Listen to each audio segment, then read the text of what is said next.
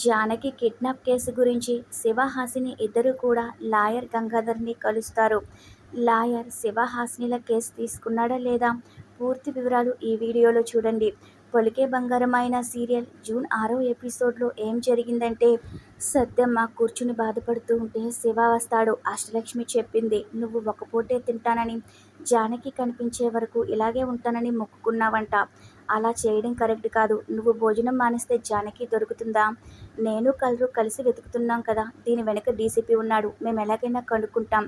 నా మాట విను. అలా భోజనం మానేయొద్దు అంటాడు.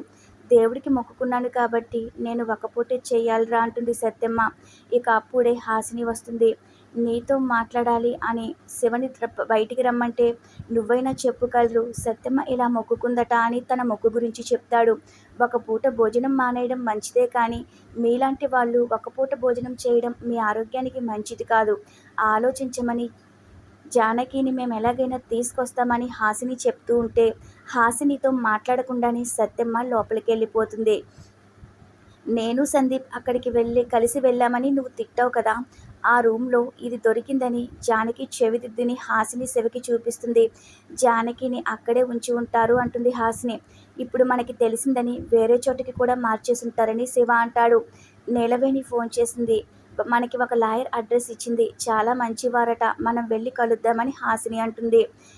లాయర్ ఫీజు ఎక్కువ అవుతాయి కదా అని శివ అంటే, ఎక్కువైనా మనం ఇవన్నీ ఆలోచించే స్థితిలో లేము కదా. జానకి కోసం ఏదో ఒకటి చేయాలిగా అంటుంది హాసిని. నువ్వు నాకన్నా చాలా గ్రేట్ అంటాడు శివ. జానకి కోసం చాలా ఎక్కువ ఆరాటపడుతున్నావు అని శివ అంటాడు. మరో సీన్లో సందీప్ ఇంటికి రాగానే ఎక్కడికి వెళ్ళావని స్వర అడుగుతుంది. ఎవరో తప్పిపోయారని ఫోన్ వచ్చిందని హడావిడిగా వెళ్ళావు. అంతమంది పోలీసులుండగా నీకెందుకు ఈ టెన్షన్ అంటుంది స్వర. నా టెన్షన్లో నేనుంటే అందరిలాగే నువ్వు ఆలోచిస్తున్నావేంటమ్మా. జానకి దొరికింది చెప్పు అని నన్ను శివ, హాసిని ఇద్దరూ ఒక ప్లేస్కి తీసుకెళ్లారు తెలుసా అని సందీప్ అంటాడు. జానకి అక్కడ దొరికిందా అని స్వర అంటే, అసలు ఎందుకుంటుంది, ఎక్కడికి వెళ్ళిందో కూడా నాకు తెలియదంటాడు. నువ్వే చెప్పు, ఆ మొగుడు పిల్లలిద్దరూ నన్ను ఎందుకు ఇలా టార్చర్ పెడుతున్నారో అర్థం కావడం లేదు. నేను మారానంటే నన్ను ఎందుకు నమ్మడం లేదు. మనిషిలో మార్పు సహజమే కదా, ఒక మనిషి మారితే కూడా ఒప్పుకోరా అంటాడు సందీప్. హాసిని కూడా నిన్ను అనుమానిస్తుందా అని స్వర అంటే, అందరూ నన్నే అనుమానిస్తున్నారు అంటాడు. ఇక సందీప్ కోపంగా లోపలికి వెళ్ళిపోతాడు. సందీప్ వెళ్ళిపోగానే ఎవరు కరెక్టో ఎవరు రాంగో నాకు తెలియడం లేదని స్వర అనుకుంటూ ఉంటుంది. మరో సీన్లో జానకికి సీతలక్ష్మి జడలు వేస్తూ ఉంటే, తన కొట్లు జానకి విప్పేసుకుని సీతలక్ష్మిని బెదిరిస్తుంది. నన్ను ఎవరు కిడ్నాప్ చేశారో చెప్పకపోతే చంపేస్తానని బెదిరించడంతో, నన్ను వదిలేస్తావు కదా చెప్తాను అంటుంది సీతలక్ష్మి. ఆ డీసీపీ సందీప్ ఇదంతా చేశారని సీతలక్ష్మి అంటుంది. ఇక వెంటనే జానకి తప్పించుకోబోతుంటే బలవంతంగా తాళ్లు కట్టేస్తుంది. అప్పుడే శివుడొచ్చి ఏమైందని అడుగుతాడు. నాకంతా తెలిసిపోయిందని జానకి అంటుంది. శివుడు షాక్ అవుతాడు. మరో సీన్లో సత్యమ్మ పూజ చేస్తూ ఉంటే, జానకి కోసమే కదా ఈ పూజ అని శివ అంటాడు. నువ్వు కూడా మొక్కుకోరా అని సత్యమ్మ అంటే, నేను మొక్కుకున్నాను అంటాడు. ఏం మొక్కుకున్నావు అని అడుగుతుంది సత్యమ్మ. నీ గురించే మొక్కుకున్నాను. నువ్వు ఒక్కపూట భోజనం చేస్తే ఏం బాగుంది, నీ ఆరోగ్యం కోసమే మొక్కుకున్నాను అంటాడు. ఈ పేదరికంలో నేను నిన్ను బాగా చూసుకోవడం లేదు. పచ్చడి మెతుకులు తిని 3 పూటలా బ్రతుకుతున్నావు. అవి కూడా లేకపోతే ఎలా అంటాడు శివ. నేనేం చేసినా జానకి కంటే ఎక్కువ కాదని సత్యం అంటుంది. ఇక స్వర పడుకుని ఉండటం చూస్తాడు సందీప్. ఇంతసేపు ఎలా పడుకునుందని సందీప్ అనుకుంటాడు. ఇక అప్పుడే పాలల్లో నిద్ర మాత్రలు కలిపిన విషయం గుర్తొచ్చి దగ్గరకొస్తాడు. ఎప్పటినుంచి నువ్వు ఇలా చేస్తున్నావు? నువ్వు నా కోసం నిద్ర మాత్రలు కలపలేదని నాకు ఇప్పుడు అర్థమవుతుంది. నువ్వు ఎందుకు ఆడుతున్నావు? నీలో ఆలోచనలు ఎక్కువైనాయి కదా అని సందీప్ అంటాడు. నీ మనసులో ఏదో ఉంది.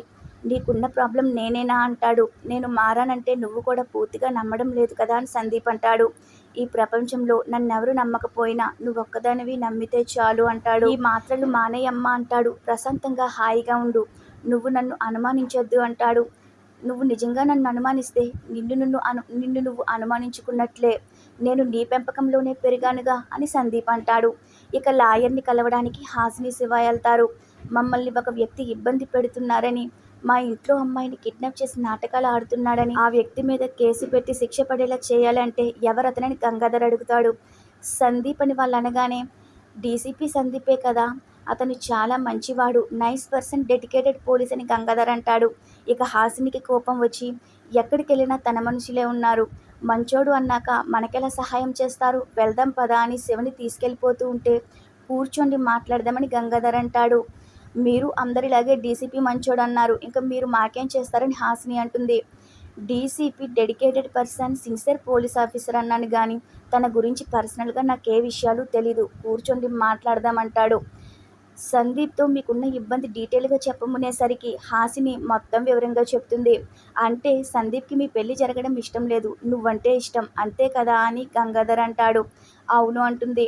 జానకి మీద ప్రత్యేకంగా పగ ఏమైనా ఉందా అని ఆ లాయర్ అడిగితే అటువంటిదేమీ లేదు కానీ మా కోసం మాత్రం జానకిని బెదిరించేవాడు అని శివ అంటాడు. సరే అయితే మీ ఫోన్ నెంబర్లు ఇవ్వండి అని గంగాధర్ తీసుకుంటాడు. రేపటి ఎపిసోడ్ కోసం మన ఛానల్ని సబ్స్క్రైబ్ చేసుకోండి. Thanks for watching our video.